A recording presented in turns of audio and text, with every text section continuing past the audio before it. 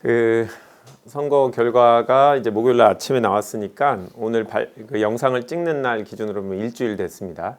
이제 선거가 끝나고 일주일이 됐는데 아직도 이제 선거 끝나고 잡무를 처리해야 될 게 많아서 뭐 쉬거나 그러지는 못했어요. 그렇지만 한 일주일이 지났기 때문에 한번 정리해 보는 게 저 개인적으로도 의미가 있고 또 그게 이제 뭐 당이라든지 아니면 비슷한 정치 꿈을 갖고 있는 분한테도 도움이 되지 않을까 해서 저 준비를 한번 해봤습니다. 먼저 아까 아주 아쉽게 졌다고 했죠. 네, 아주 아쉽게 얼마나 졌는가 노골적으로 이제 좀 말씀을 드리면 무려 거의 뭐 32%뭐 한겨레 표현으로는 더블 스코어라고 더블 스코어 조금 안 됩니다. 보시면 조금 안 되는데 어마어마한 차이로 졌어요. 지난번 20대 총선하고 마찬가지로 미래통합당, 자유한국당이 최다 득표를 한 지역입니다. 계속 이제 강남병이 지난번에 처음 이제 생긴 지역인데 안타깝게도 요번에 최다 득표율의 영예를 이제 미래통합당에다가 드리게 됐습니다. 특히 이제 그 중에서 이제 강남병 지역은 대치동, 도곡동, 삼성동으로 이루어진 지역인데 도곡동 하면 제일 유명한 타워팰리스가 있죠. 오늘 누가 이렇게 아파트별로 이제 득표율을 쭉 정리해둔 자료도 이렇게 돌아다니던데 가장 미래통합당이 이제 아파트 기준으로 봤을 때 제일 높은 전국에서 제일 높은 득표율을 얻은 이제 아파트죠. 제가 11%를 얻었습니다. 미래통합당 제가 그 타워팰리스 제가 공을 나름 많이 들였는데 제 지인들만 투표를 했나 봐요. 예. 그래서 이게 제가 떨어지는 뭐 요인이 뭐 여러 가지 있겠지만 이 타워팰리스를 포함한 이 고가 아파트들에서의 부정적인 반응 이게 되게 큰 요인이었다라는 건 뒤에 좀 설명을 드릴게요. 얼마나 졌는가 뭐 가슴 아픈 얘기긴 한데 그래도 36,423표 지난번에 비하면 한 4,000표가 늘었어요. 오히려 그럼에도 불구하고 지난번에 한 57%의 투표율이었는데 이번엔 73% 어마어마하게 투표율이 늘어난 서울에서 가장 많이 늘어난 지역인 것 같아요. 그만큼 보수가 되게 적극적으로 투표를 한 지역이었다라고 말씀을 드리고 왜 졌는가라고 하면 너무 사유가 많아요. 그러니까 끝나고 나면 이제 내가 한 모든 것들이 진 요인인 것 같고 이긴 사람들은 내가 한 게 다 이제 이기는데 기여했다라고 보시는 것 같은데 저는 이제 조금 객관적으로 보려고 노력을 했는데 아마 주관적인 부분이 여전히 있을 거예요. 근데 첫 번째로 보자면 이제 지역에서 준비가 없었던 전략 공천이었다라는 게 좀 요인이 좀 큰 것 같아요. 보통 이제 한 6개월에서 2년 정도 사람에 따라서 지역을 다지는 작업들을 하는데 그렇지 않고 전략 공천을 받은 사람들이 이기는 경우들은 아주 그 당의 텃밭인 지역.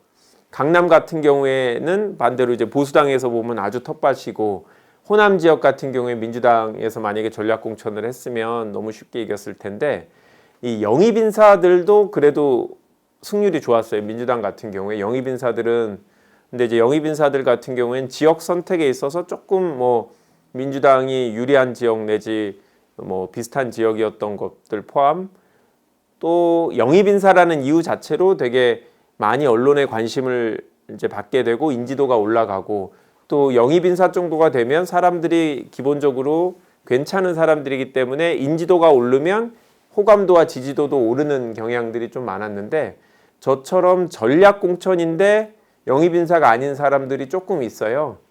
이런 사람들은 이제 특별히 언론에서 다뤄지지도 않고 관심사가 없다 보니까 이 인지도 자체가 되게 없었어요. 그러니까 인지도가 올라가면 그 안에서 저에 대해서 호감 불호감으로 갈리면서 이제 저에 대한 평가가 제대로 이루어질 텐데 아예 이제 뭐 알려지지 자체가 않았기 때문에 조금 어려움이 있었다. 물론 이제 진보 쪽 매체에서 조금 다뤄주고 이제 SNS에서 알려지긴 했지만 그거는 어차피 민주당 지지자들 사이에서의 우리끼리 어떤 이제 회자되고 이런 정도라서 선거에 영향을 미치는 정도는 아니었다고 냉정하게 얘기를 드리고 준비 기간이 짧다 보니까 아무래도 이 지역 내 사람들 우리 쪽 사람들 파악하는 데도 꽤 시간이 걸렸어요.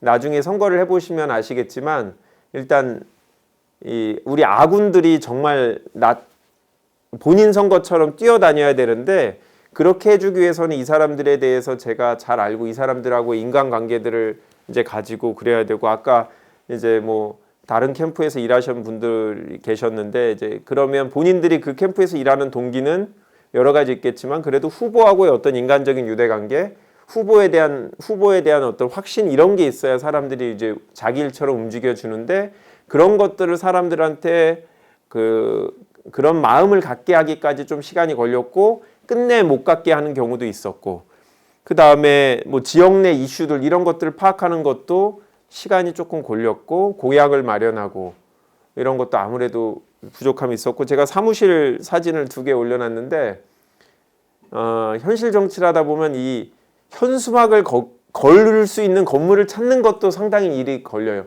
제가 35일밖에 시간이 없는데 그 앞에 며칠을 사무실을 구하는데 시간을 다 썼어요. 그만큼 현수막 왜냐하면 단기로 사무실을 빌린다는 게 사실 쉽지 않거든요. 한 2달, 1달 빌리는 거 빌려주는 데도 없을 뿐더러 이렇게 현수막을 건다라는 거는 제가 보면 이 유리창들이 여러 개를 가리잖아요. 그러면 그 유리창에 들어있는 사무실에 다 동의를 받아야 되는 거예요. 이런 것들이 되게 어렵다. 그래서 그 다음에 또 팀워크, 우리 같이 이제 상근할 사람들을 구성하는 것도 힘들다. 보통 현실 이미 이제 국회의원으로서 출마할 때는 국회의원 사무실에 있는 보좌관들만 해도 인턴까지 하면은 뭐 거의 10명 정도 될 텐데 9명, 10명 그 사람으로도 충분히 되는데 저 같은 경우는 그거부터 이제 갖춰 나가야 되기 때문에 이런 시간이 되게 많이 걸렸다. 참고로 저는 다른 지역에서 조금 준비를 했었어요.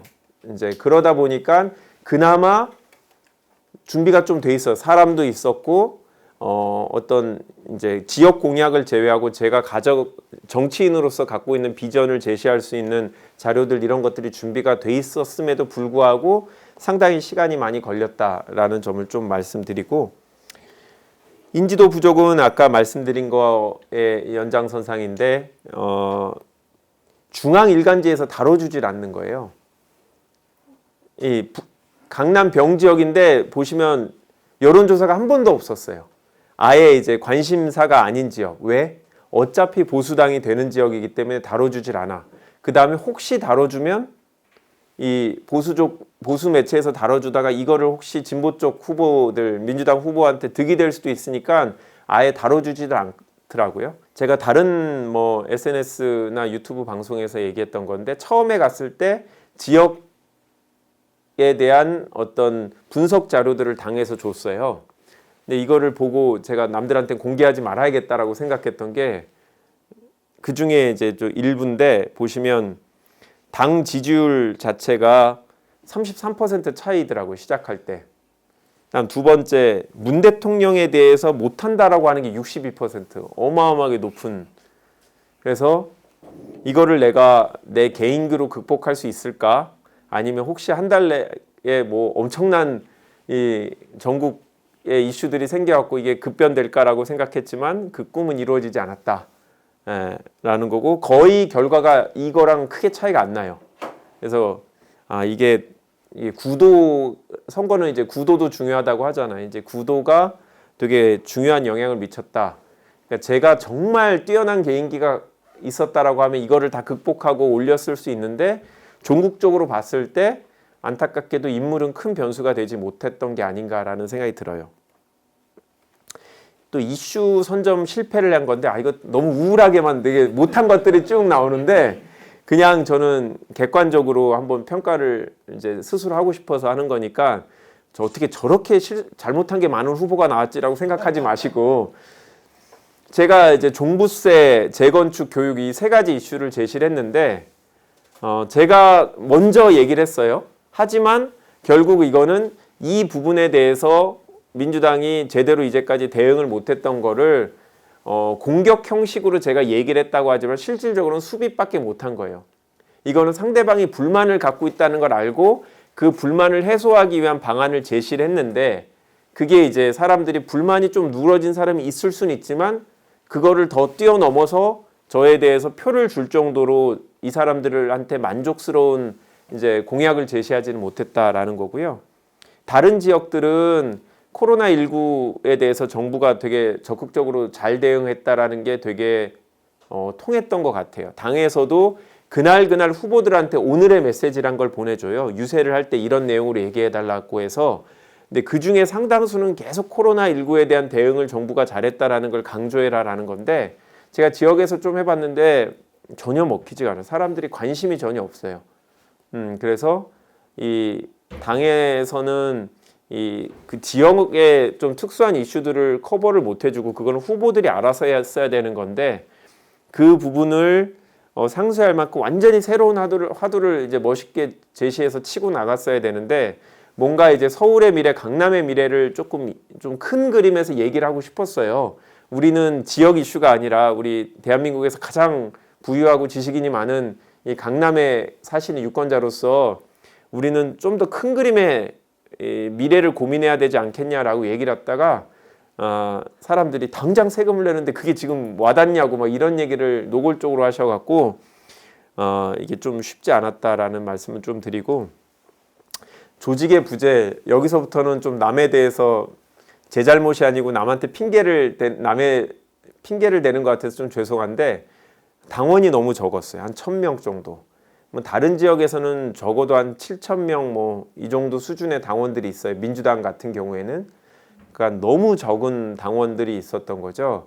최소한 뭐 다른 후보들 보면 1인당 뭐 5명만 데리고 옵시다라고 얘기하는데, 1,000명이 5명 데려오면 한 6,000표? 이 정도밖에 안 되는 상황인 거죠. 그래서 이거는 아주 오랫동안 선배들이 이 지역에서 당원을 모집하려고 했는데 안 늘어나는 거예요. 이것도 제가 갖고 있는 과제인데, 여하튼 확산력을 보여주기 위해서는 기본적으로 이 시드머니, 뭐 종잣돈 수준의 어떤 당원들이나 지지세들이 있어야 되는데 이게 너무 약하더라라는 부분이 있고요. 두 번째는 이 다른 지역에서 이 지방 같은 경우 보면 향후회라든지 각종 직능 단체들이 되게 있고, 후보들 또는 후보가 아닌 지역위원회 자체에서 그걸 오랫동안 관리해 놓는데, 강남 지역은 그런 게 거의 없어요. 향후회도 제대로 돌아가지 않고, 무슨 직능 단체 이런 것들이 없어서 제가 당장 누구를 만나고 싶은데 영향력 있는 사람들이 별로 없는 거예요. 저는 사실 조금 더 현실적으로 당선될 수 있는 데를 찾고 싶었어요. 그런데 그게 이제 용이하지 않았고, 당에서 볼 때 제가 누구나 될 수 있는 지역에 가서 제가 활동하는 것보다는 제 어떤 갖고 있는 정치적 자산이나 스펙이나 이런 것들이 강남에 더 맞는다고 당에서 판단을 한 거죠.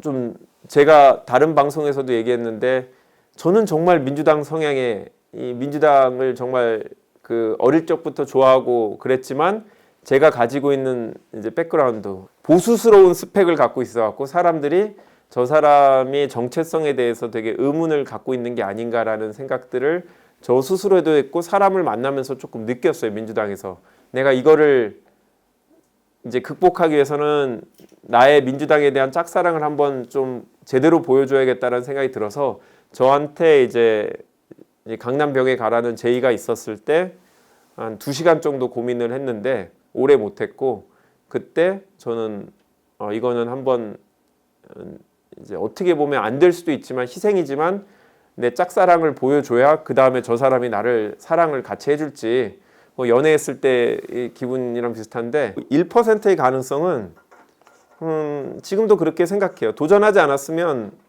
기회는 전혀 없었으니까, 도전했기 때문에 비록 떨어졌지만 저는 1%의 가능성이라도 있다라고 생각하고, 중간에는 1%보다 훨씬 높은 줄 알았어요. 착각하고 지냈어요. 되게 우리 지지자들이 되게 많이 뭉쳐서 저는 진짜로 되는 줄 알았어요. 중간에는. 근데 될 수 있다라는 1%의 가능성으로 또 후보로서 활동하는 것 자체가 되게 즐겁고 뿌듯했어요. 저는 꼭 민주당만이 아니라 어떤 우리나라 정당의 대표로서, 우리나라 253개 지역구가 있는데 그 중에 하나로서 대표로 나온다라는 거는 되게 자랑스러운 일이었고 뿌듯했고, 처음부터 끝까지 되게 힘들고 지치거나 그랬을 때도 내가 버틸 수 있는 원동력은, 이건 나 김한규로서 이제 선거를 하는 게 아니라 민주당의 후보로서 선거를 한다. 그렇기 때문에 내가 여기서 힘들거나 지치면 이거는 내 어떤 책임을 방기하는 거다라는 생각이 되게 강하게 있었고, 그게 되게 즐거우면서 또 뭐 힘든 부분이기도 했는데, 하여튼 1%의 가능성도 이라도 있었기 때문에 도전했다라는 건 지금도 잘한 선택이라고 생각해요. 정치적 경험의 축적이 많이 됐죠. 후보가 되기 전에는 이제 경험하지 못했던 일들이 되게 많이 놓여져 있더라고요. 좋은 것도 있고 나쁜 것도 있고, 그게 이제 뭐 시의원 출마하신 분도 있고, 뭐 다른 지자체 선거나 다른 이제 형식의 선거에 출마하신 분도 있을 텐데, 후보가 되는 거하고 후보가 되고 난 이유와 후보가 되기 위한 과정은 완전히 다르더라. 후보가 되고 나서는 되게 많은 이제 경험을 새로 했다. 이 부분은 뒤에 조금 더 설명을 해드리고, 그 당시는 뭔지 몰랐지만 그런 게 있을 것 같았어요. 내가 가지 않은 길을 걸어보면 뭔가 나한테 올 거라는 막연한 기대가 있었고, 그 기대는 맞았다라고 말씀을 드리고, 어려운 것들은 뭐 많이 있었고, 뭐 그것도 또 나중에 뭐 사석에서는 더 많이 할 얘기가 있겠지만, 공식적으로 얘기를 하자면 시간이 부족했다. 이게 여러분들이 하는 얘기예요. 저도 그렇게 느끼고 도와주신 분들도 정말 안타까웠다. 이게 조금만 더 있으면 후보의 인지도도 올라가면 이제 그 중에 상당수는 또 호감도로도 올라갈 수 있는 분위기였다라고 얘기를 하셔서 시간이 부족했다라고 느끼는데, 일단 사람을 한번 보면 사람들이 일단은 그래도 호감을 많이 갖게 되더라고요. 저만이 아니라 누구나. 그래서 뭐 정말 싫어하는 사람도 그 사람이랑 악수 한번 하면 기억이 남는 거. 나 정치인 누구랑 악수 한번 했다. 근데 저는 이제 그런 것들을 사람들한테 줄 시간적 여유가 부족했고, 이 코로나19 때문에 특히 악수를 못 해요. 악수를 해보면 정말 조금 더 달라요. 제가 이제 다른 지역에서 준비하는 시간까지 해서 한 1년 정도를 준비했는데, 그 전에 만났던 사람보다, 제 인생에 만났던 사람보다 1년 내에 만나고 악수한 사람이 훨씬 더 많았어요. 명함을 받은 숫자라든지. 근데 악수를 해보면 그런 얘기들이 있어요. 사람들이 악수를 하면 욕은 안 한다고 해요. 그게 되게 큰 거잖아요. 근데 악수를 해보면, 또 다른 분도 얘기하셨는데, 악수를 하면서 이 사람들의 반응을 느낄 수 있는 그런 게 있어요. 그 정치인으로서 생판 모르는 사람 악수를 해보면 이제 갈수록 분위기가 나아지고 뭐 이런 것들이 있는데, 저는 이제 그런 거를 제대로 느끼기도 전에 이제 선거가 끝냈다라고 말씀드리고, 강남 지역의 특수성이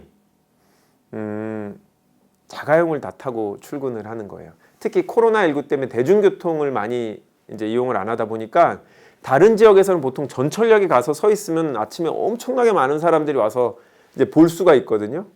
근데 이 밑에 사진을 보시면, 첫 번째 사진을 보시면, 사람이 왜 이렇게 안 오지 하면서 저희 괴로워하고 있는 거였어요. 같이 여기 구의원님인데 같이 고민을 하면서 길거리에 있는 차를 보면서 다 차로 다녀 뭐 하는 얘기를 했던 상황이었던 것 같고, 두 번째는 보시면 전철역인데, 이 지역으로 출근하는 사람들은 계속 있고 전철을 타는 사람이 없어요. 강남에서는. 강남에 보면 제 지역군에 선능역, 삼성역 이런 게 있는데 어마어마하게 이용 인구가 많아요. 그런데 그거는 그 동네 기업으로 출근하는 사람들이지 여기서 타고 나가는 사람이 별로 없는 거예요. 그러다 보니까 제가 오른쪽 사진을 보면 사람들을 보고 출근하는 사람이 없나 계속 보는 화면들. 그러니까 이게 참 시간에 부족하고 여러 가지 상황들, 강남이라는 특수성은 더 많은 시간이 필요하다.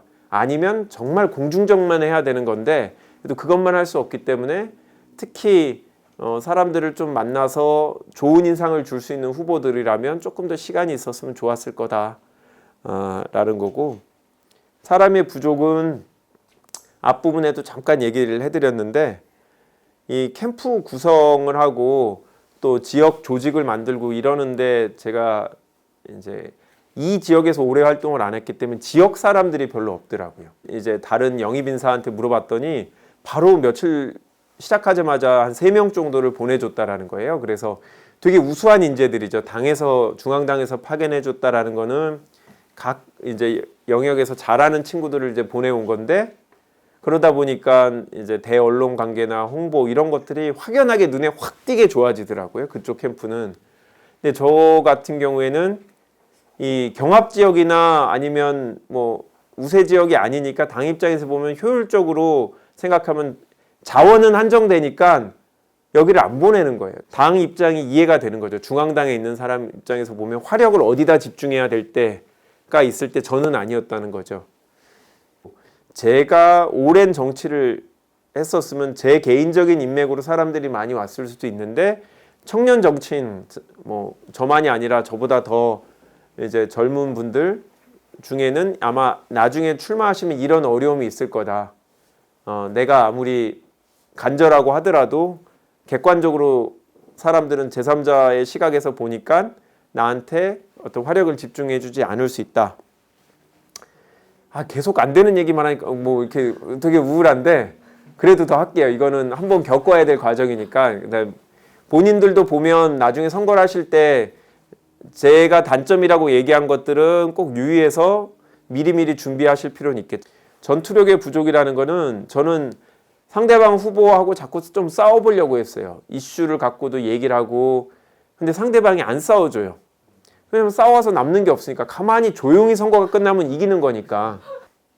아마 대구나 그렇고 강남도 그렇고 이제 보수당의 선거 전략은 조용히 끝내는 거. 언론에도 드러나지 않고 그냥 강남 갑의 이제 미래통합당 후보에 대해서 이제 이런저런 얘기가 있는데 상당수의 유권자들은 그 사람의 백그라운드를 모르고 투표했다고 해요. 그러고 나서 나중에 봤더니 북한에서 오신 분이냐라는 얘기를 했다고 하는데 그만큼 정당 투표로 가게 하려고 노력을 해갖고 제가 많이 싸우려고 했는데 되게 힘들었고 저는 그래서 TV 토론회도 되게 열심히 준비를 했어요.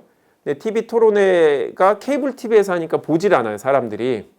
그래서 정말 저는 이걸 어떻게든 많이 보게 하려고 유튜브로 만들고 여러 군데로 이제 홍보를 이제 했는데 TV 토론회는 제가 상당히 많이 준비를 했기 때문에 상대적으로 좋은 평가를 받았는데 저쪽에서 그거에 대해서 언급을 안 해요. 제가 되게 그 의도적으로 되게 홍보를 하고 오직 하면 현수막을 뭐로 했냐면 TV 토론회 보셨습니까? 네, 강남의 품격을 지키겠습니다라고 얘기를 했어요. 그럼에도 불구하고 저쪽에서 얘기를 하나도 안 해요. 이 낙선했지만 얻은 것 뭐 사실은 되게 많은데 쉽게 말씀드리면 벽보를 붙여본 경험이라고 하거든요. 벽보를 붙이기까지의 정말 많은 일들이 있어요. 그 예비 후보가 보통 12월 중순에 이제 등록해서 당내 경선이 2월에서 3월 초까지 이루어지고 그다음 본 후보는 4월 2일부터 4월 14일까지 선거운동을 한 건데 예비 후보하고 경선 과정에서 겪는 경험하고 이 본선의 짧은 13일 동안 얻는 경험하고는 완전히 달라요. 유권자들이 대하는 게 예비 후보들은 너 아직 당에서 공천도 못 받았지 하면서 제대로 얘기도 잘 안 해주고 관심이 별로 없어요.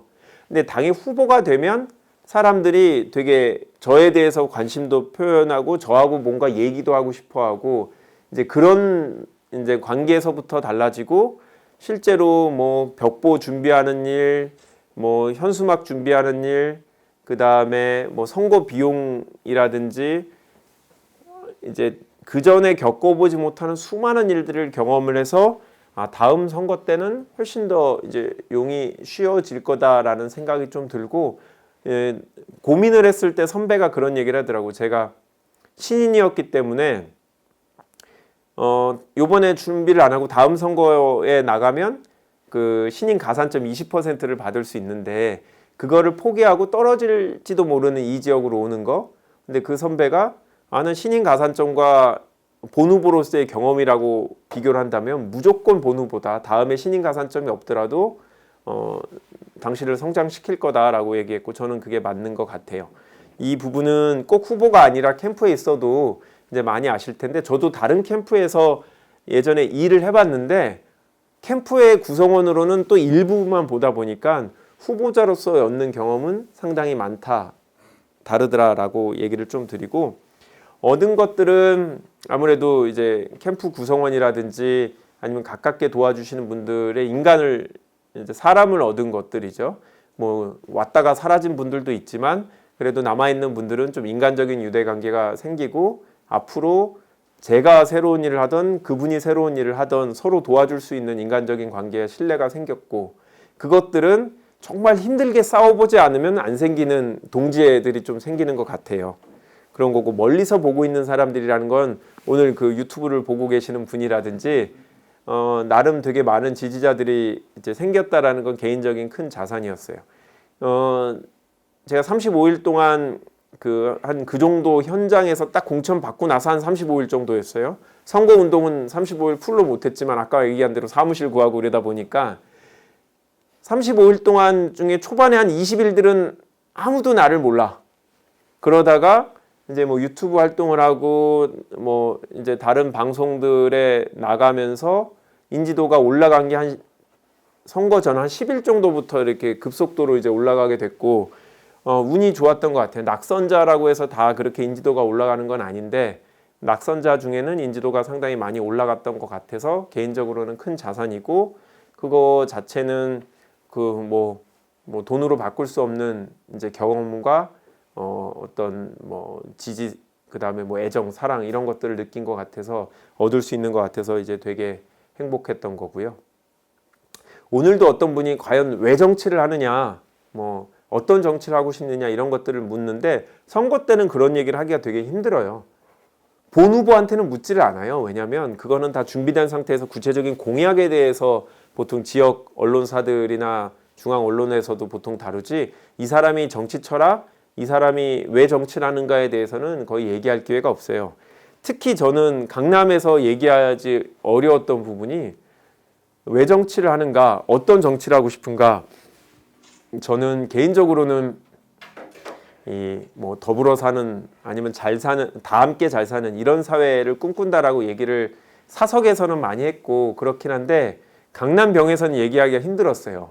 이 강남에 정말 잘 사는 분들이 생각할 때는 뭔가 함께 잘 사는 이런 거라고 하면 자꾸 사회주의다, 공산주의다 이런 식으로 보수 매체에서 자꾸 이제 공격을 하다 보니까 얘기하기가 힘들었는데, 저는 실제로 이제 변호사로서 한 16년 동안 일을 하면서 대기업을 대리하는 경우도 있지만 중소기업들의 아픔을 이제 볼 일도 있었고, 이제 그러다 보니까 이 한 명 한 명의 개인들 간의 소득 격차도 있지만 대기업과 중소기업들, 중견기업들 간의 어떤 현저한 어떤 협상력의 차이라든지 경제력의 차이 이런 것들도 보고, 그래서 이게 분명히 갈수록 뭔가 소득 격차나 사회적 격차가 벌어지는구나. 이 전문가는 아니지만 책들을 보면 4차 산업혁명으로 인해서 없어질 직업들, 그 다음에 더 벌어질 뭐 그 사람들 간의 어떤 소득 격차 이런 것들에 대해서 공부를 할수록 이거는 장기적으로 뭔가 사회적 불평등을 해소하지 않으면 우리 사회가 지속 가능한 성장은 어렵겠구나. 사회적 갈등이 더 어렵겠구나.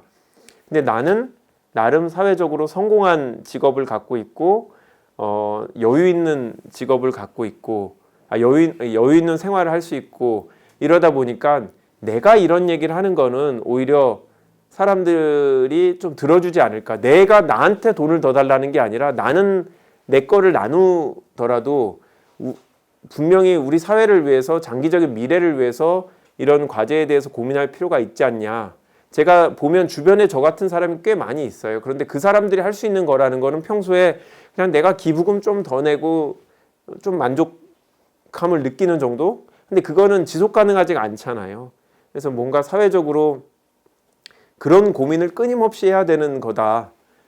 예를 들자면 제가 중산층 얘기를 하나 했는데, 저는 허리를 튼튼히 해야 된다. 그 중에 하나로 얘기를 하는 건데, 중산층이라는 거는 뭐 좀 디테일하게 중위소득, 그러니까 소득 순서대로 쭉 나오면 50%를 기준으로 이제 50%, 150%, 그러니까 그 딱 범위에 있는 사람들을 중산층이라고 보통 얘기를 하는데, 객관적 소득 기준으로 중산층도 계속 줄어들고 있어요, 우리나라가. 그 다음에 본인이 중산층이라고 여기는지, 그건 착각일 수도 있죠. 중산층이 아님에도 불구하고 중산층이라고 하여튼 그런 사람들도 줄어들고 있어요. 그러니까 사람들이 점차 자기는 서민 또는 빈곤층이라고 느끼는 사람들의 숫자가 되게 늘어나는 거죠. 그거는 분명히 사회적 갈등의 커지는 요인이라고 생각하는데, 저는 이게 해결돼야지만 우리 강남병 주민들도 편하게 살 수 있다고 생각해요.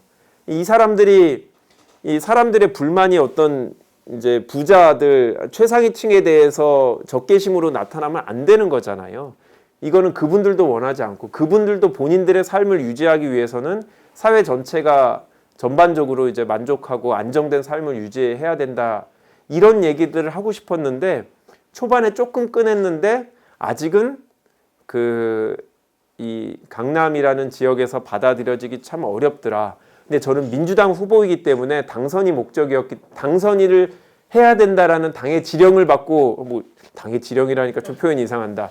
당에서 주어진 과제를 수행을 해야 되기 때문에 제 개인적인 정치적인 성향은 조금 이제 의도적으로 많이 드러내지 않고 이 지역 주민들이 원하는 공약들을 주로 얘기할 수밖에 없었어요. 그거는 개인적으로는 김한규라는 사람을 드러내고 김한규의 어떤 생각을 공유할 수 있는 기회는 많이 갖지 못해서 아쉬웠지만 이 공당의 후보이기 때문에 당선이 중요해서 어쩔 수 없었던 거고 제가 이거는 선거 끝나고 해단식에서부터 제가 이런 마음을 얘기를 했고 앞으로의 정치를 할 때는 이런 저의 마음을 제가 갖고 있는 생각을 계속 발전시키고 더 같이 나누고 구체적인 내용들을 조금 더 할 거. 오늘은 그 중에서 아주 일부 얘기만 한 건데 이 부분에 대해서 좀 얘기를 하지 못했다라는 게 이제 선거 때 조금 아쉬웠던 부분이고요.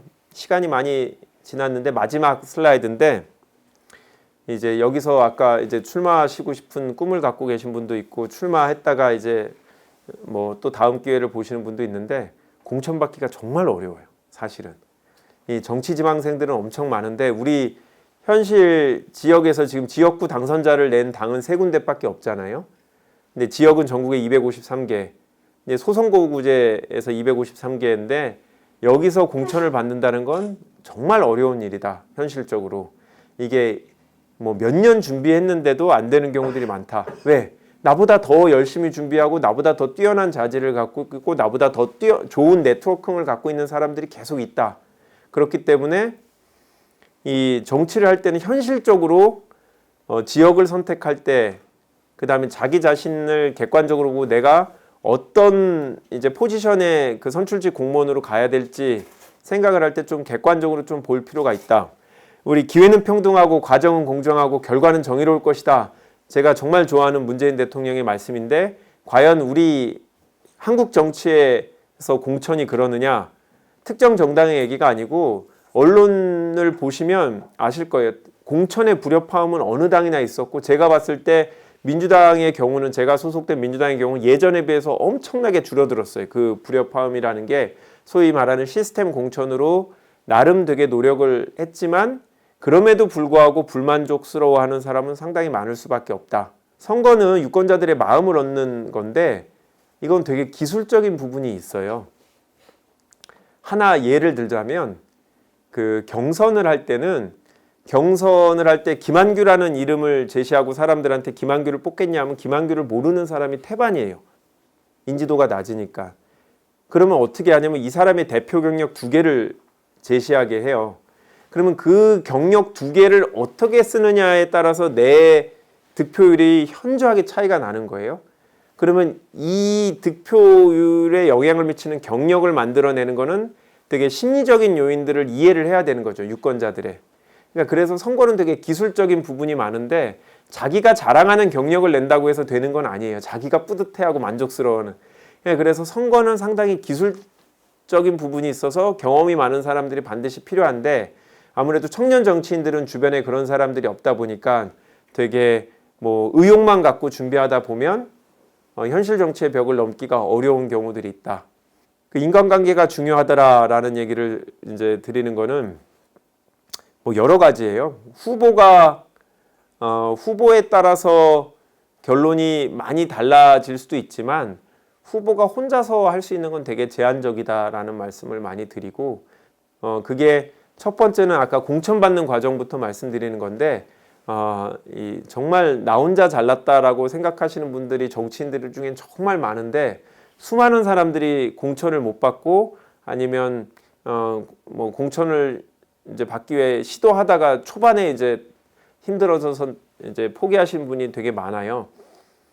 그 다음에 이제 당내에서만이 아니라 여기 계신 분들도 그럴 텐데 본인들이 비슷한 관심사를 갖고 모여 있는 사람들이 되게 힘이 많이 되고 이제 그런 것들이 갑자기 하루아침에 생기는 게 아니더라. 평소에 여러 사람들과 유대 관계를 가져야 되더라. 이게 되게 청년들한테는 되게 어려운 얘기예요. 왜냐하면 마치 이게 인맥이 좋아야 된다라는 것처럼 들릴까 봐. 근데 꼭 그렇지는 않은 것 같고 꼭 그런 누구의 덕으로 뭘 한다라는 것보다는 나 혼자 할 수 없는 일들이 너무 많다라는 것을 좀 인식을 하시고 미리미리 준비를 하기 위해서 여러 가지를 해야지만 그 중에 한 가지 좋은 인간관계 또 다양한 인간관계를 갖는 게 필요하다라는 이제 말씀을 드리고요. 저는 이제 강남병에 나와서 이렇게 출마하고 되게 여러 분들의 관심을 받고 지지를 받고 지금 여기까지 와서 이 복귀를 이렇게 웃는 얼굴 할 수 있는 거는 다 이제 많은 분들이 도와주셨기 때문이고 저는 지금도 후회하진 않아요. 떨어졌고 서울 시내에서 가장 적은 표를 얻은 적은 민주당 후보가 됐지만 이게 저는 그런 이제 어떤 부정적인 결과보다는 훨씬 더 얻은 게 많고 정말 여러 사람들이 그 같이 저의 경험을 나누면 본인들이 도전할 때도 도움이 될 것 같고 저는 장기적으로는 저 스스로 김한규라는 사람의 정치적인 경험도 쌓아서 제가 할 수 있는 일을 더 해야겠지만 개인적으로 또 한 번 하고 싶은 거는 청년들 제가 이제 나이가 많아서 청년에서는 더 이상 이제 청년으로 취급받지 못하는 나이가 되겠지만 그렇더라도 저는 이번 경험을 통해서 정말 청년 정치인이 많이 필요하다라는 걸 느꼈거든요.